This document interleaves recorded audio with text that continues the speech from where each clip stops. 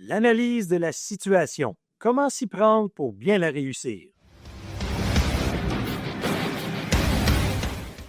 Essentiellement, il s'agit de se poser les trois grandes questions pour analyser la situation, et ce, peu importe le type d'intervention. La première, c'est les faits.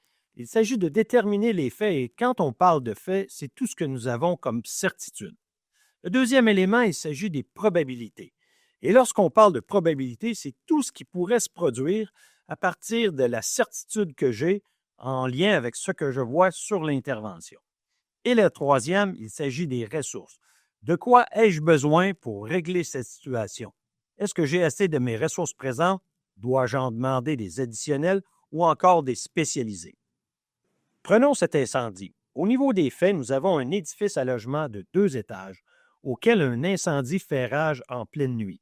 Il y a également des véhicules stationnés à l'extérieur qui sont atteints par l'incendie. Nous avons une présence de fils électriques au-dessus des véhicules ainsi qu'une dénivellation au niveau de la rue. Pour ce qui est des probabilités, il y a de fortes chances qu'il se trouve des gens à l'intérieur. Également, l'incendie risque de se propager autant à la verticale que l'horizontale. En ce qui a trait aux véhicules à l'extérieur, une rupture des réservoirs d'essence ou encore le mouvement de ces derniers s'ils ne sont pas sécurisés s'avère une probabilité. Et que dire des fils électriques qui sont exposés au-dessus des véhicules? Au niveau des ressources, nous aurons besoin d'équipes dédiées à l'évacuation de ce dernier, ensuite des équipes au niveau de l'attaque à l'intérieur du bâtiment, ainsi que des équipes pour chacun des étages au niveau de la propagation, autant à l'horizontale et que la verticale.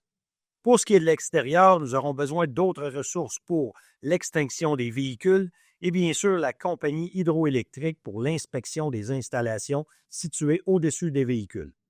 Plus nos habiletés en analyse de la situation sont développées, meilleures sont nos chances de bien débuter nos interventions et d'y connaître le succès. Restez à l'affût pour mes prochaines capsules et d'ici là, je vous souhaite bon succès dans vos futures interventions.